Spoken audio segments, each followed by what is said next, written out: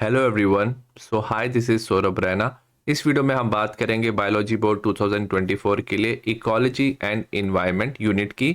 इसमें 3 chapters included है: organism and population, ecosystem, biodiversity and conservation. इन तीनों चैप्टर के हम एमसीक्यू करेंगे। मैंने पीवाईक्यू एमसीक्यू भी इंक्लूड किए हैं। इसका पीडीएफ आपको मेरे टेलीग्राम चैनल पर मिल जाएगा, जिसका लिंक डिस्क्रिप्शन में है। चैप्टर नंबर 11 है organisms and population. Question number 1 है important attribute belong to a population but not to an individual are. कुछ एट्रीब्यूट ना पॉपुलेशन को बिलोंग करते हैं बट इंडिविजुअल को बिलोंग नहीं करते, हमें उसके बारे में बताना है। बर्थ रेट और डेथ रेट ना पॉपुलेशन का होता है, तो ये करेक्ट है। मेल एंड फीमेल ना इंडिविजुअल होता है, तो ये पॉपुलेशन को बिलोंग नहीं करते। बर्थ और डेथ इंडिविजुअल का होता है, तो ये पॉपुलेशन को बिलोंग नहीं करते। वेरा सेक्स रेशो ना पॉपुलेशन को बिलोंग करता है, तो इसमें फर्स्ट एंड फोर्थ करेक्ट है, तो इसमें option number D is correct. Question number 2 है एजर्शन है जो मोनार्क बटरफ्लाई है it is highly distasteful to the predator. Assertion correct है। जो मोनार्क बटरफ्लाई है काफी डिस्टेस्टफुल होता है प्रीडेटर के लिए। रीजन दिया हुआ है butterfly has a very rough skin which is not palatable, मतलब उसकी इतनी रफ स्किन है कि उसे खा नहीं सकते। रीजन गलत है। एक्चुअल में क्या होता है, जो बटरफ्लाई होती है ना वो कैटरपिलर स्टेज में ना एक ना वीड को खाता है जो पॉइजनस होता है, उसकी वजह से ना उसके अंदर आ जाता है एक स्पेशल केमिकल। ठीक है, उसके अंदर क्या आ जाता है, एक स्पेशल केमिकल आता है जो काफी डिस्टेस्टफुल होता है टू द प्रीडेटर। तो इसमें एजर्शन करेक्ट है, रीजन गलत है, तो ऑप्शन नंबर सी करेक्ट है। क्वेश्चन नंबर 3 है ए tight 1-to-1 relationship between many species of fig tree and certain wasp is an example of. तो जो वास्प और फिग ट्री का रिलेशनशिप है इसे म्यूचुअलिज्म कहते हैं। जो वास्प है ना वो क्या करता है, फिग ट्री की ना वो क्या करता है, उसकी पॉलिनेशन में हेल्प करता है। ठीक है, वेरस जो वास्प है ना उसे क्या मिलता है, ओवी पोजीशन, वो ना अपना एग कर सकता है फिग ट्री के फ्रूट में। सो दोनों को बेनिफिट होता है, तो इसे म्यूचुअलिज्म कहते हैं। क्वेश्चन नंबर 5 है given is the age pyramid of population in one of the states of India in 2011 census. It depict the male population of the left hand side. Male left hand side में है, female right hand side में है। जो new born है toward the base, new born base की तरफ है। And gradually age increases as we move from base to top. तो जैसे ऊपर जा रहे हैं तो एज इंक्रीज हो रहा है, और जो ओल्डेस्ट पॉपुलेशन है टॉप में है। हमें ये पिरामिड स्टडी करना है और हमें बताना है। सबसे पहले एजर्शन दिया हुआ है it is a stable population, तो एजर्शन करेक्ट है। तो इसमें अगर आप देखोगे ना तो यहाँ पे एक बेल शेप कर्व बन रहा है, तो इसे ना हम स्टेबल पॉपुलेशन भी कहते हैं। अगर आप देखोगे ना प्री रिप्रोडक्टिव पॉपुलेशन है और रिप्रोडक्टिव पॉपुलेशन है, ऑलमोस्ट वो दोनों क्या है, सेम है, तो इसे स्टेबल पॉपुलेशन कहते हैं। रीजन क्या दिया हुआ है, the pre reproductive and reproductive individual are almost in equal number and the post reproductive individuals are relatively low. तो पोस्ट रिप्रोडक्टिव वाले क्या है, कम है, versus pre reproductive and reproductive क्या है, ऑलमोस्ट इक्वल है। तो एजर्शन करेक्ट है और ये इसका करेक्ट रीजन, इसका करेक्ट एक्सप्लेनेशन है, तो ऑप्शन नंबर ए करेक्ट है।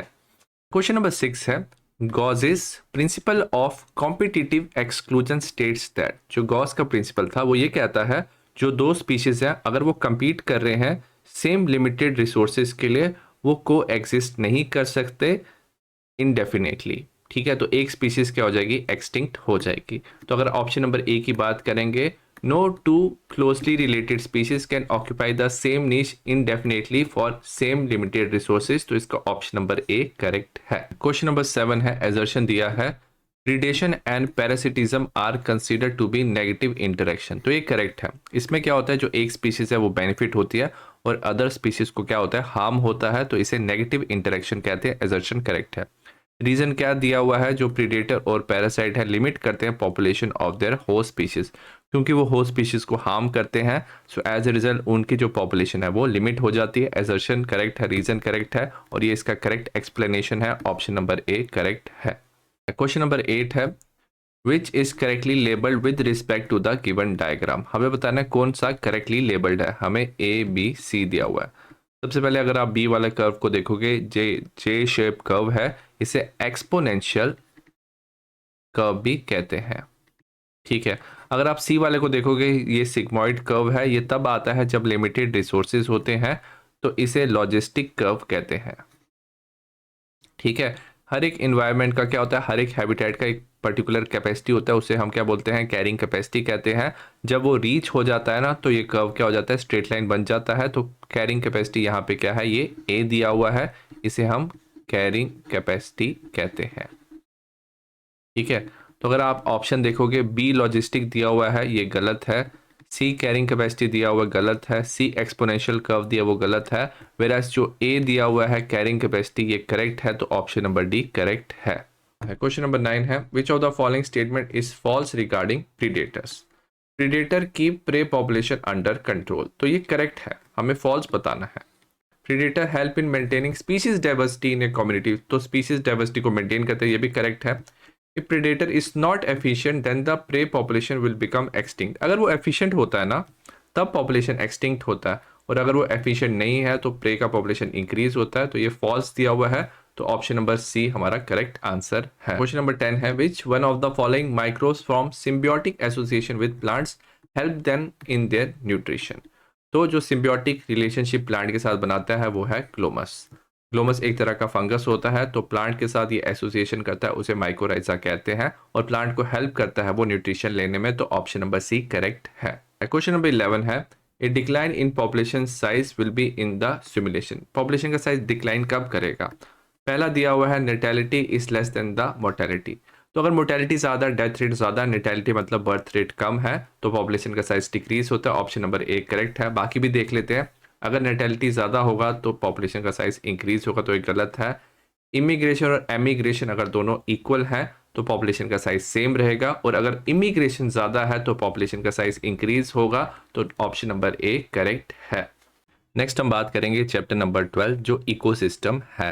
क्वेश्चन नंबर 1 एजर्शन दिया हुआ है decomposition process is slower if detritus is rich in lignin and cutin, तो ये एजर्शन करेक्ट है। अगर डेट्राइटस जो है ना वो रिच है लिग्निन और क्यूटिन में, जो प्रोसेस होती है डिकम्पोजिशन की वो स्लो होती है। रीजन दिया हुआ है decomposition is largely N oxygen requiring process, तो रीजन भी करेक्ट है, जो डिकम्पोजिशन है उसमें ऑक्सीजन की रिक्वायरमेंट होती, बट एजर्शन का ये रीजन नहीं दिया हुआ है, तो ऑप्शन नंबर बी करेक्ट है। Both assertion and reason are true, reason is not the correct explanation of assertion.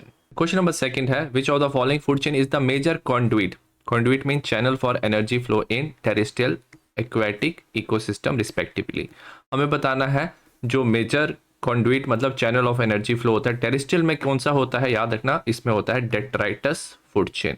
Detritus food chain में क्या होता है, डेड ऑर्गेनिक मैटर होता है, ठीक है, तो इसमें डेड ऑर्गेनिक क्या होता है, मैटर होता है, और डेड ऑर्गेनिक मैटर को कौन खाते हैं, डेट्राइटिवोर्स खाते हैं, ठीक है, तो वहां से ये शुरू होता है। वेयर एज जो एक्वेटिक इकोसिस्टम है यहाँ पे क्या होता है, ग्रेजिंग फूड चेन होता है। अब ये जो ग्रेजिंग फूड चेन है ना, इसमें क्या होता है, सबसे पहले क्या होते हैं, प्रोड्यूसर्स होते हैं, ठीक है, प्रोड्यूसर्स फूड बनाते हैं, उसके बाद एनर्जी ट्रांसफर होता है प्राइमरी कंज्यूमर को, प्राइमरी कंज्यूमर से सेकेंडरी कंज्यूमर, सेकेंडरी से टर्शरी, तो इसे ग्रेजिंग फूड चेन कहते हैं। तो टेरेस्ट्रियल में डेट्राइटस फूड चेन मेजर होता है और एक्वेटिक सिस्टम में ग्रेजिंग, तो ऑप्शन नंबर सी करेक्ट है। क्वेश्चन नंबर 3 है एजर्शन दिया gross primary productivity is always less than the net primary productivity, ये गलत है। तो जब प्लांट ना क्या बनाते हैं, फूड बनाते हैं यूजिंग सनलाइट, तो उसको हम बोलते हैं जीपीपी, ग्रॉस प्राइमरी प्रोडक्टिविटी, ठीक है। अब क्या होता है, उसमें से क्या होता है, जो कुछ एनर्जी है वो कौन यूज कर लेते हैं, प्लांट यूज करते हैं फॉर रेस्पिरेशन, उसे रेस्पिरेशन लॉस कहते हैं, तो उसके बाद जो बचता है उसे एनपीपी कहते हैं, नेट प्राइमरी प्रोडक्टिविटी, तो जीपीपी ज्यादा होता है बट यहाँ पे लेस दिया हुआ है, तो ये गलत है। रीजन दिया हुआ है rate of synthesis of organic matter by consumer, अब कंज्यूमर क्या करते हैं, प्लांट्स को खाते हैं तो उनका भी ऑर्गेनिक मैटर बनता है, तो उसे सेकेंडरी प्रोडक्टिविटी कहते हैं, रीजन हमारा करेक्ट है। एजर्शन गलत है, रीजन करेक्ट है, तो ऑप्शन नंबर डी करेक्ट है।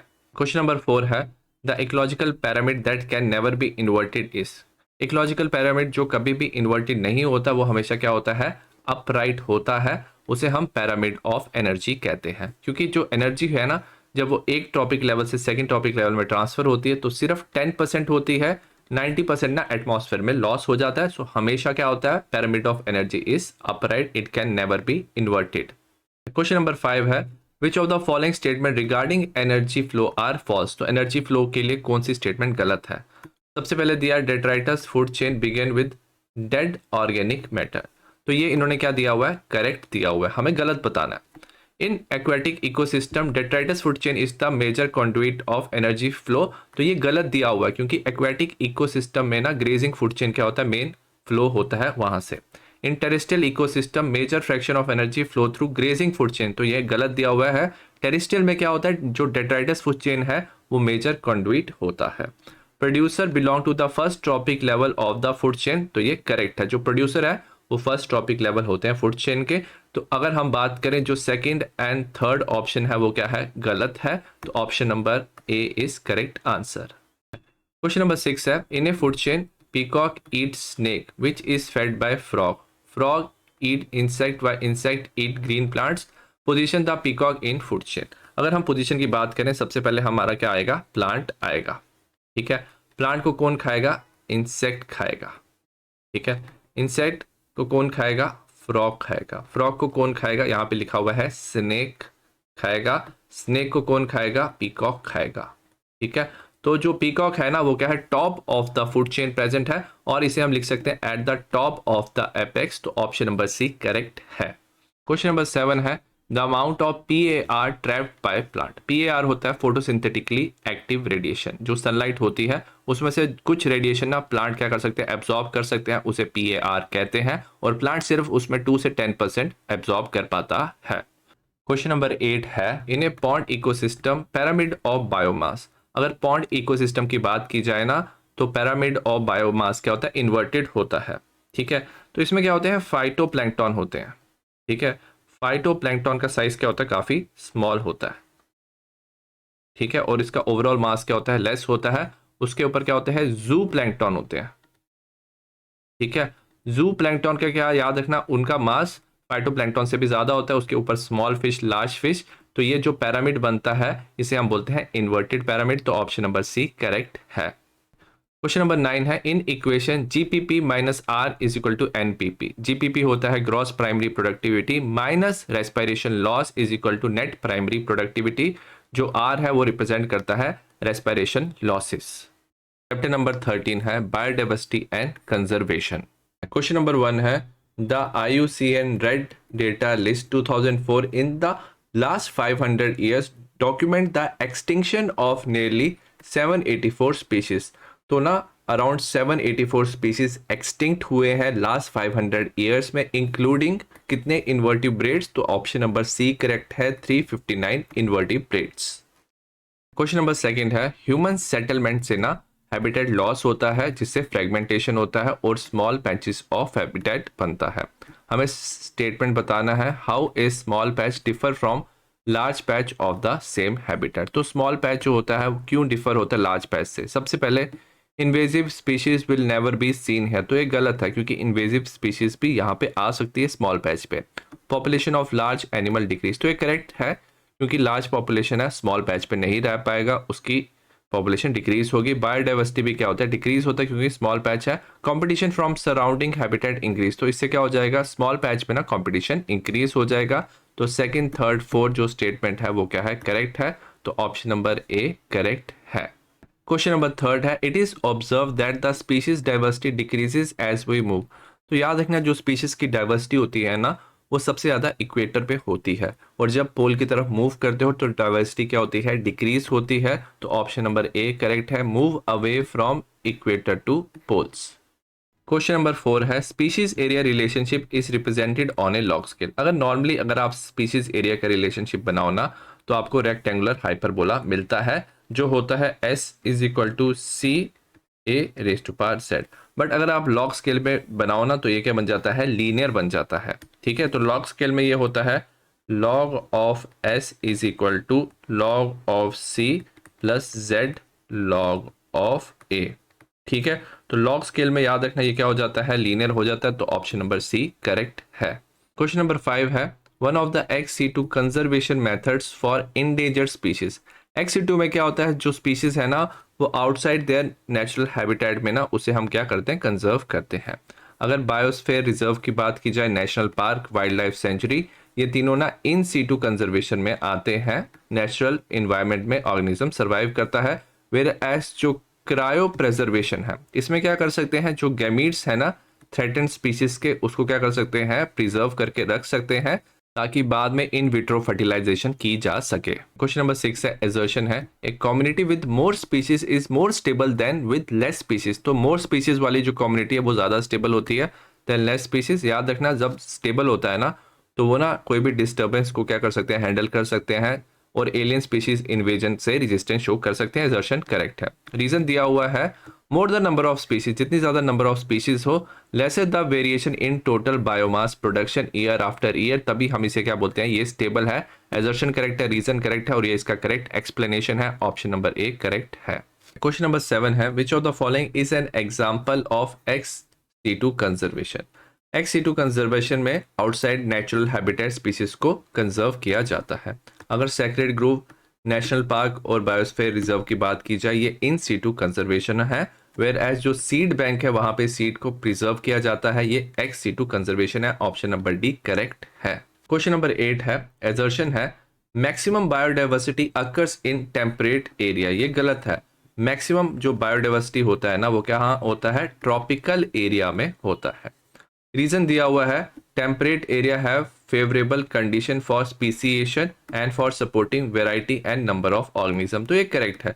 टेम्परेट रीजन में क्या होता है, ट्रॉपिकल से कम बायोडाइवर्सिटी होती है बट स्टिल उनके पास फेवरेबल कंडीशन होता है ताकि वो वेराइटी और नंबर ऑफ ऑर्गेनिज्म को सपोर्ट कर पाए। एजर्शन गलत है, रीजन करेक्ट है, तो ऑप्शन नंबर डी करेक्ट है। क्वेश्चन नंबर 9 है एजर्शन है dodo passenger pigeon Steller sea cow have become extinct due to over exploitation. तो ये करेक्ट है।